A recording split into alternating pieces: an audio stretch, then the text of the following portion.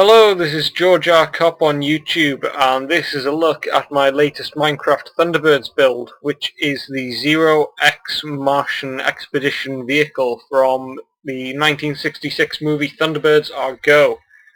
I'll just give you a quick rundown of some statistics for it. This was incredibly difficult because I had no prior dimensions to go on anywhere on the internet. So this is all of my own scale, so to speak. It may be wrong, it may be right, but who knows. It is, according to the schematic on MC Edit, this is 286 blocks in length from tip of nose cone to the back of the engines. It is 225 blocks in wingspan, and it is 45 blocks in height. And translate that into meters and you've got a cuboid that is roughly 2.8 million blocks in volume. That's including air. This is made almost entirely out of obsidian. It also contains blocks of iron, glowstone, bedrock, red, black, grey and white wool. There's also, and I believe there is also some cobblestone in there somewhere, but who knows. This took me 2 or 3 weeks to design and build, and was mostly designed on Excel first of all, because that's just a sensible thing to do. And I'll just give you a quick rundown of the different pieces of 0x. We have, first off, the lifting bodies, which are lifting body 1 and lifting body 2, and have been conveniently labelled as such. See if you can guess which one's which. The first person to comment and say which is which gets a free jelly baby. But yeah, there's lifting body 1, lifting body 2. These are two sort of remote control planes that magnetically attach to the undercarriage of the main body of 0x and also the top. They aid 0x with terrestrial flight, as well as additional thrust from a further 8 engines on each lifting body, providing an extra 16 engines in total. They also, like I say, help with terrestrial flight because they provide a lot more upthrust and lift, as any physicist will tell you, that for anything to have sustained flight in the terrestrial atmosphere, it needs to have wings in order to give it lift and keep it steady and stable. Otherwise, it's just falling in style like Buzz Lightyear in the first Toy Story. But yeah, the lifting bodies also help with landing and takeoff in the sense that they all also have wheels. Lifting body 2 has some more wheels than lifting body 1 does, mainly because there's more of it closer to the ground. It's got an extra 3 sets of wheels that lifting body 1 doesn't have, so those are included as well. The main body is this central bit with the 8 engines on the back, 3 large and 5 small. And it has a tail, which is 0x written on it. This glass compartment that should actually have a control room in there for independent flight from the MEV, but I haven't furnished it yet. The main body continues all the way down here past lifting body 1, all the way down here past the nose wheel, past this indent, and all the way up to this red band is the main body. And that includes 2 sets of wheels, only one of which is down during takeoff, because lifting body 2 replaces them at the back. Then there's the MEV or MEV, which is the Martian Expedition Vehicle, which is everything from that thin red band forwards that's not made of blocks of iron. And it's where the crew sit, it's where the escape unit is, it's where most of the mission takes place from, where the control of the craft is controlled from, of course. And then this iron bit at the front is the nose cone, and that's, according to the Wikipedia page, the only non-reusable part of the craft. So that attaches to the front of the MEV and comes off again later on. I've built 2 more models of the 0x craft. The next one is just over here. This is an in-flight version, terrestrial flight version without the nose cone.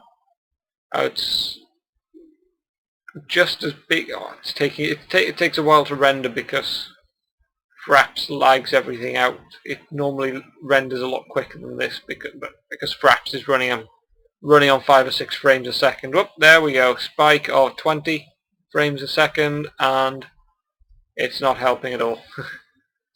Okay, a terrestrial flight version, there's nothing much more to explain other than the lack of wheels. The wheels have all been withdrawn. Of course, they're not needed in the air. Lifting body 1 has its wings folded up, because if they were at perpendicular angles like they are on the ground, that would be silly. Wouldn't provide enough upthrust to keep 0x in stable flight. And I have also gotten rid of the nose wheels and also gotten rid of the nose cone. So this is what the front of the craft looks like, the MEV. That's actually my second version of the MEV. The first one I tried to build was far too big, because I tried, in the film, the windows in the white area are segmented into 4 pieces, and I tried segmenting it with 2x2 windows arranged in a 4x4 grid, and that didn't work out well. So I've just stuck with 3x3 windows. This here is the main control room. That's where the captain, space captain, and navigator sit. And also notice the 2 levers over there next to the painting. That's the remote control for the lifting bodies. They need to be controlled from the 0x craft as well as from the ground. And through here is the passenger bay. That is where Dr. Grant and Dr. Pierce sit in the film. That's just passenger bay, there's nothing interesting about that. Okay, and I'll move on to the final model, which is over here. And the final model is the rescue diorama that I've put together. And in the film, for those of you who aren't aware of what happens in the film, is the MEV, the front bit, was attacked by Martian rock snakes, and some critical systems were damaged, one of which was the radio control circuit, and that caused lifting body 2 to short out and collide with the underside of the main body, damaging the circuits to join the lifting body to the main body. So a replacement lifting body couldn't be brought in either. So 0x was coming in on 1 wing, so it had enough to just stay up, but it couldn't have any prolonged flight because of the lack of upthrust. There wasn't enough upthrust to keep it in the air and stable. And when the crew tries to check out the escape unit circuits, and the escape unit circuit is damaged as well. So International Rescue